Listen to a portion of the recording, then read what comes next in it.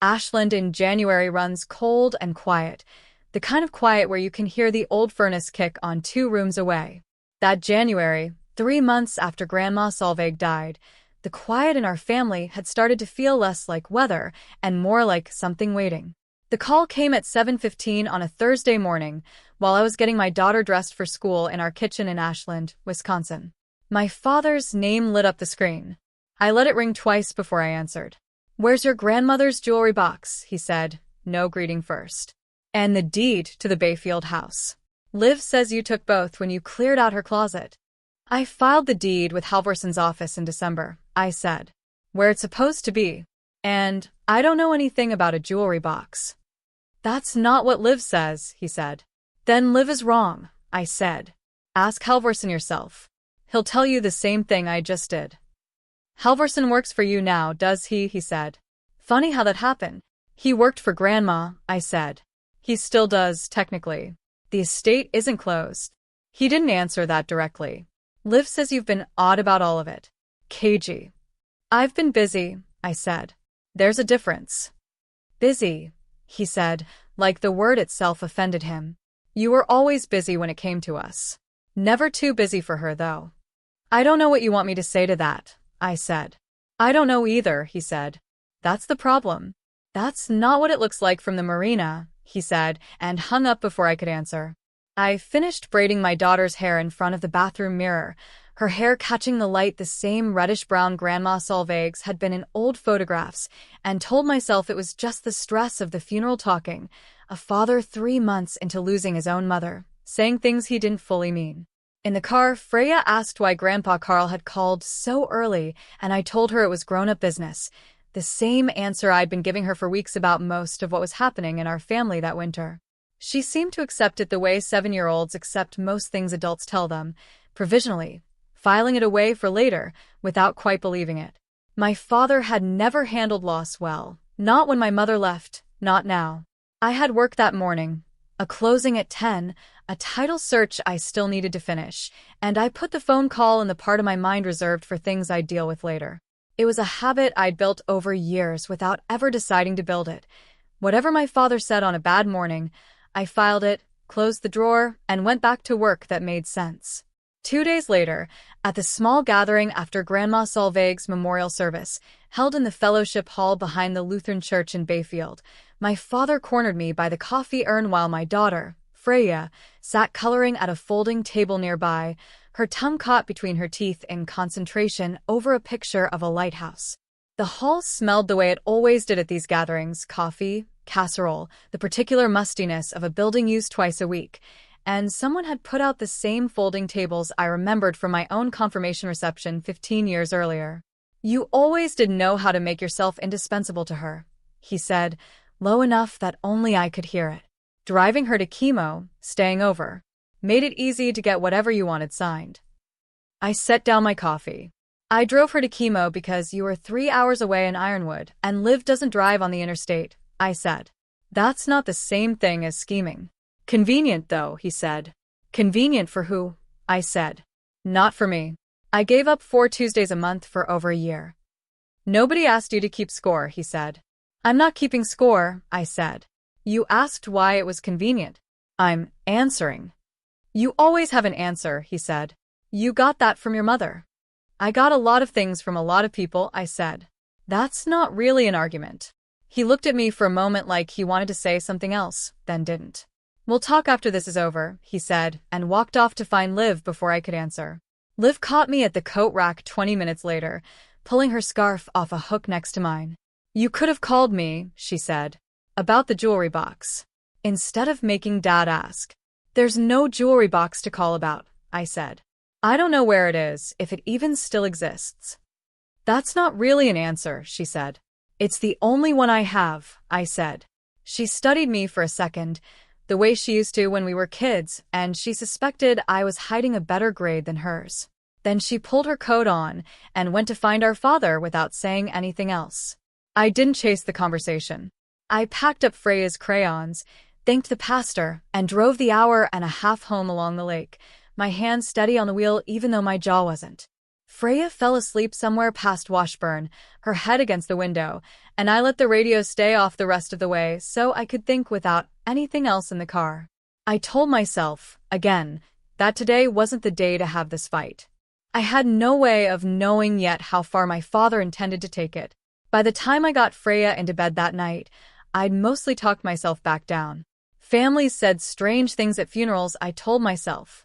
People who'd never once needed to ask for help hated finding out, 3 months too late, exactly how much help they'd actually needed. I didn't know yet that my father had already started asking Liv questions about the house, or that Liv had already started answering him in ways that weren't quite true. I've worked as a paralegal at a small real estate law practice in Ashland for 9 years, mostly title work and estate filings for families up and down the Chequamegon Bay. The kind of work where you learn, quickly, that verbal promises and actual recorded documents are two entirely different things, and that the gap between them is where most families tear themselves apart. I was good at the part of the job that involved patience, reading through a chain of title line by line until the one missing signature revealed itself.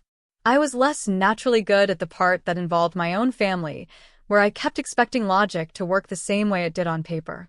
My father, Carl, had run a small marina on the Bayfield waterfront for over 20 years, renting slips and doing minor repairs, and it had never made him much money even in the good seasons. Some years the dock repairs alone ate whatever the summer brought in, and he'd taken out a second loan against the building 2 winters back, just to get through until the ice went out. He'd never once asked me to look over his lease agreements or his supplier contracts, though I'd have done it for free, and I don't think he ever once considered taking me up on it. Pride, maybe, or something close to it that he never had a better word for.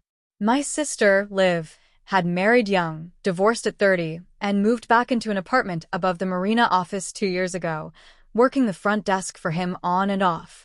She was good with customers, better than my father in that particular way, and worse than either of us at leaving anything alone once she decided she'd been wronged.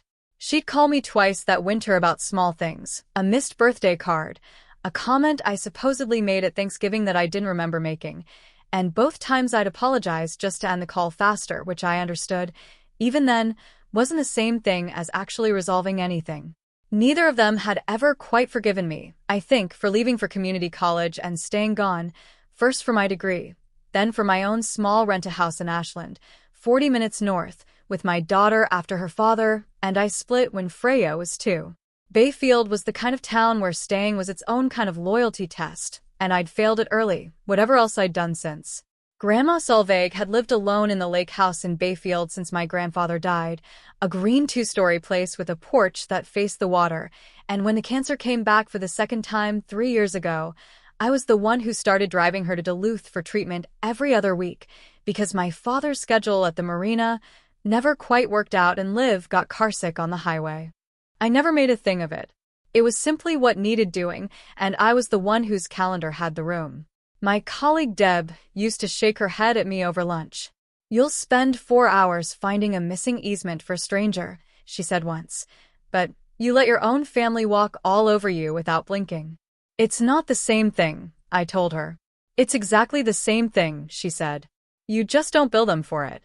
"They're my family," I said. "You don't bill family." "You don't have to bill them," Deb said. "You could just say no once in a while and see what happens." She wasn't wrong, exactly. Numbers and documents made sense to me in a way my father's moods never had. I'd spent my whole life reading contracts more carefully than I ever read the people who wrote them. I didn't think of that as a flaw back then. I thought of it as the thing that had let me get through 31 years in this family without ever once raising my voice at either of them. Freya's father, Nate, had moved to Green Bay for work not long after she turned 2, and we'd settled into the kind of arrangement that worked because neither of us fought it. Every other weekend, holidays split down the middle, a shared calendar neither of us had ever had to argue over. He wasn't part of any of what happened that winter, and he never asked to be. It was, in its own way, the one relationship in my life that had never required me to keep score, and I noticed that about it more than once, usually late at night, usually right after a call with my father. Carl's Marina had never been the kind of business that made anyone rich, and by the time Grandma Solveig got sick the second time, he'd started talking more openly than he used to about selling the whole operation to a developer from Superior who wanted the waterfront lot for condos. He never went through with it. I think some part of him was waiting to see what happened with the lake house first, though he never said as much to me directly, and I never asked. In the spring, during Grandma Solveig's second round of chemo, I drove her the 80 minutes to Duluth every other Tuesday for 4 months, sitting with her through the infusions, bringing a paperback I never actually read. The nurses on the third floor knew me by the second month, knew to bring a second chair without being asked. One Tuesday in April, in the waiting room, she gripped my hand and said, "Your father thinks I don't notice who actually shows up." I told her it didn't matter, that I wasn't doing it to be noticed. She said, "I notice anyway," and went back to her crossword. Those Tuesdays fell into a rhythm after a while. Coffee from a gas station outside Ashland before sunrise, the same radio station the whole drive, the same nurse, Pam, who started saving the good recliner for her once she realized we'd keep coming back. Grandma Solveig complained about the coffee every single time and drank all of it every single time. I never once told her I'd have bought better coffee if she'd asked. It felt like the kind of thing that would have embarrassed us both. By June, her medical costs outside what Medicare covered had climbed past $124,000 across both rounds of treatment, and I quietly covered the difference between what her supplemental insurance paid and what the clinic billed, month by month, without telling my father or Liv the number. I didn't want it to become a thing between us. I just paid it, the way I paid my own mortgage, on a schedule, out of a spreadsheet only I ever looked at, a line item labeled simply GS, that Deb once glimpsed over my shoulder and never asked about again. In September, after the doctors said there was nothing more to try, I met with her longtime attorney, Mr. Halvorson, in his office above the hardware store in Bayfield, to help her get her affairs in order. The office still had the same brown carpet and the same framed photo of the harbor from the 70s that had been there since I was a kid, tagging along for my own parents' paperwork once. Years earlier, the county's assessed value on the lake house had come back that spring at $341,600, high enough that Halvorson said it plainly. Whoever it went to would need the transfer done right, not left to a handshake at a funeral. She wanted the house to go to me outright.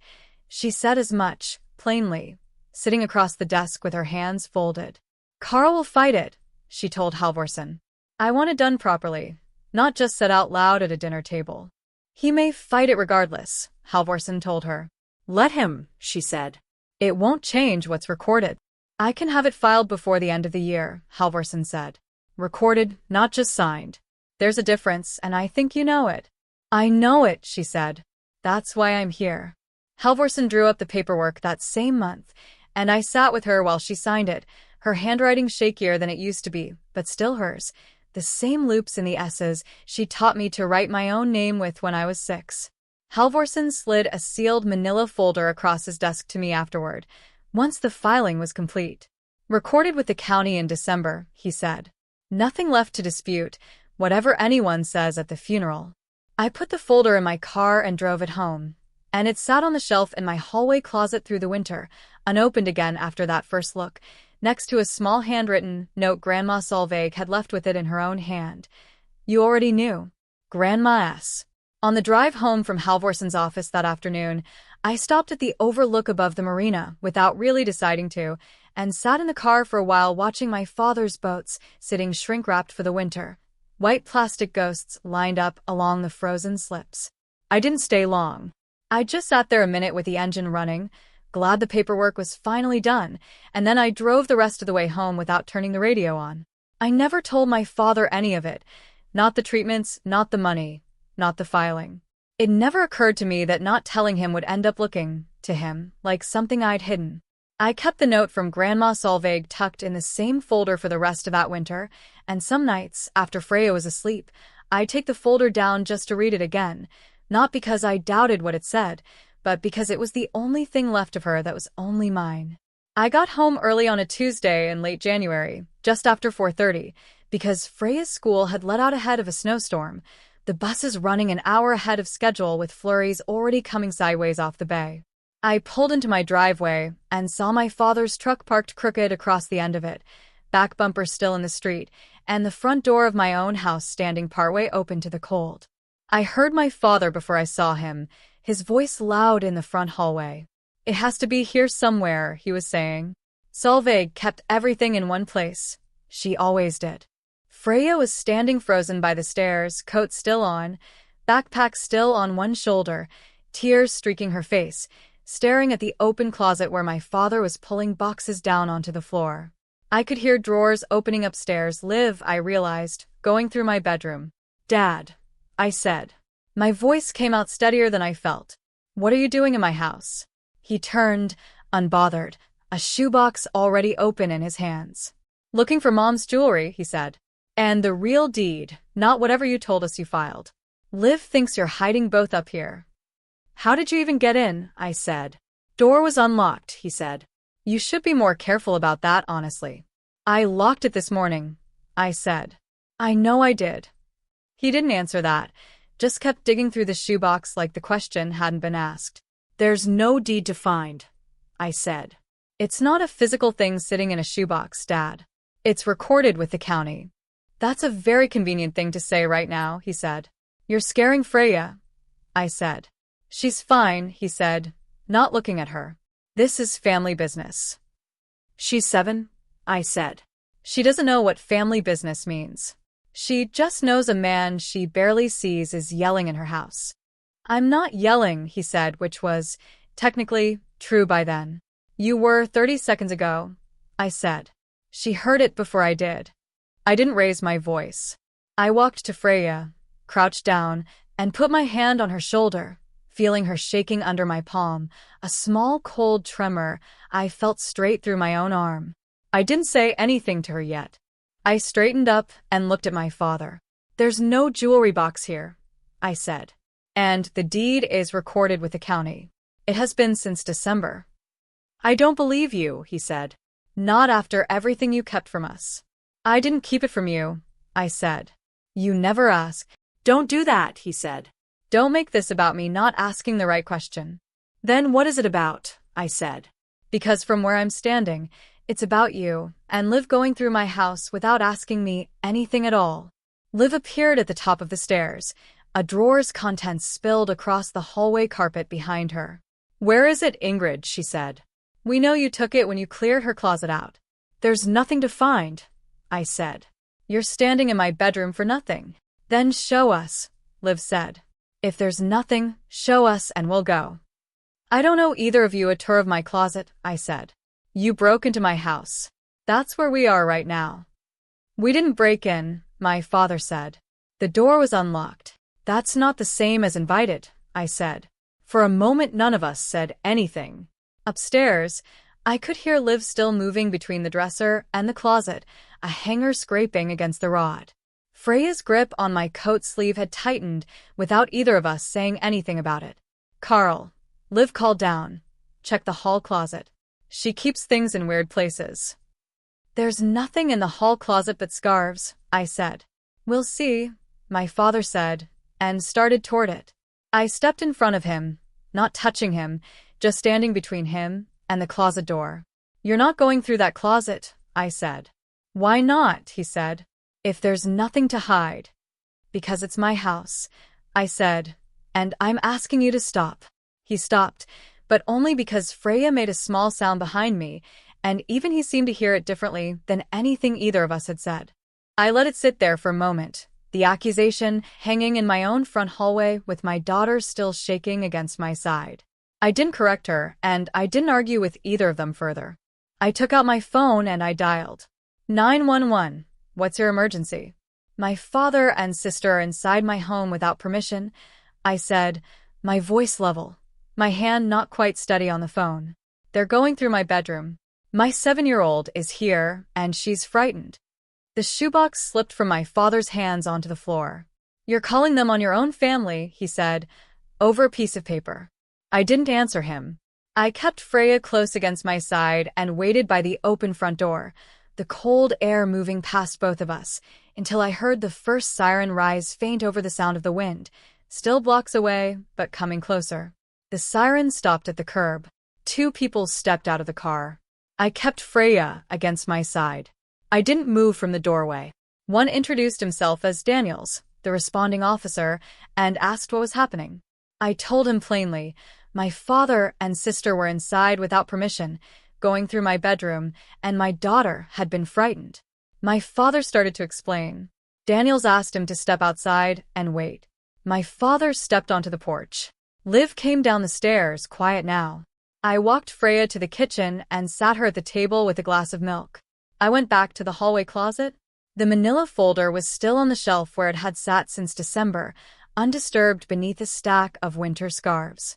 I carried it to the front hallway, where Daniels was writing on a clipboard by the open door. "This is the deed my father mentioned," I said. "Recorded with the county in December." Daniels noted the date and handed it back without much interest. To him it was paperwork. My father watched the folder pass between us, quiet now himself. My father sat for a moment on the porch step, elbows on his knees, not looking at anyone. When he finally spoke again, his voice had lost most of what it had in the hallway an hour earlier. "Your grandmother used to say you were the only one of us who read the fine print," he said, half to himself. I used to think that was a compliment when she said it. Tonight, I'm not sure. "It was always a compliment," I said. "You just never asked what it meant."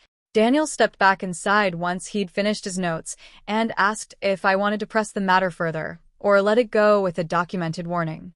I looked at my father through the open door. "I don't want charges filed," I said.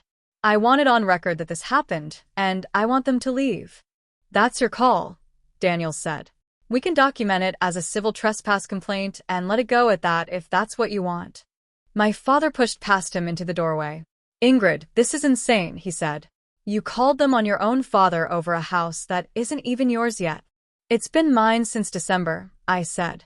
"Grandma had it recorded before she died. Halvorsen has the original."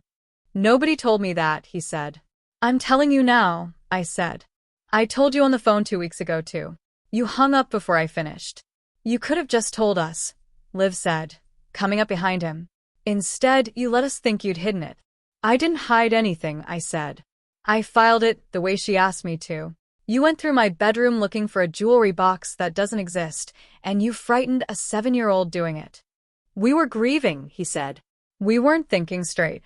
I lost her too," I said. "I drove her to Duluth every other Tuesday for 4 months. I don't remember either of you asking to switch a single one of those weeks." "That's not the same thing," he said. "You keep saying that," I said. "It stops being the same thing every time I bring up what I actually did, the moment it's inconvenient for you to hear it."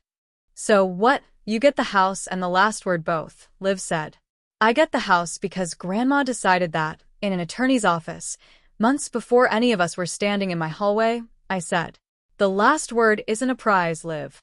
I'd have traded it for none of this happening at all." "You always make it sound so simple," my father said.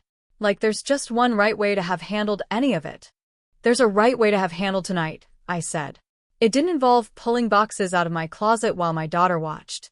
We were looking for something that mattered to us too," he said. "A jewelry box that might not exist," I said, "and a deed you could have asked Halvorsen about on any weekday morning for the last 6 weeks." "I didn't think of it that way at the time," he said. "I know," I said. "That's most of the problem right there." He didn't answer that. Something in his face had stopped holding the shape it walked in with, not the flat certainty from the hallway an hour before, something looser than that now. "You said I always knew how to make myself indispensable to her," I said. "I did. That's what showing up looks like, Dad. You said it was convenient that I drove her to chemo." "It was convenient for her, because someone finally did." Liv started to say something. I kept going before she could. "You said I let you think I'd hidden it," I said, looking at her now. "I let you think a lot of things, Liv, because I was too tired to correct you every time. That's on me. But it doesn't make any of what you did tonight okay." My father opened his mouth again, and I held up a hand, not unkindly. "You said this was family business," I said. "It was, right up until you scared my daughter over paperwork you could have asked me for in a phone call." Neither of them answered that. "I'm not trying to win anything here," I said, quieter now. "I just needed both of you to stop long enough to hear that." I went to the hallway table and set the folder down, and opened it flat so the light from the doorway fell across it. The recording stamp at the top of the deed, the county seal, the December date. All of it plain enough that neither of them needed to come closer to read it. Neither of them did. Daniels waited by the door, giving them the space to leave on their own. My father looked at the folder once more, then at Freya through the kitchen doorway, still sitting quietly with her milk, watching all of it. "I'm sorry, kiddo," he said to her, and it was the first true thing he'd said since he arrived. Freya didn't answer. My father turned and walked out to his truck without another word. Liv followed a moment behind him, pausing once at the door like she might say something else, and then didn't.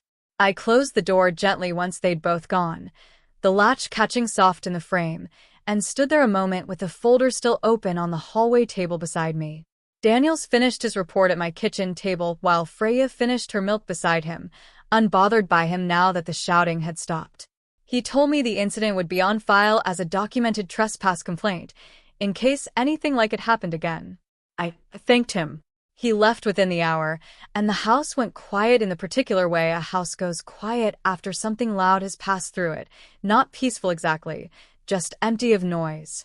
I put Freya to bed early that night, and she asked me, from under the covers, if Grandpa Carl was in trouble.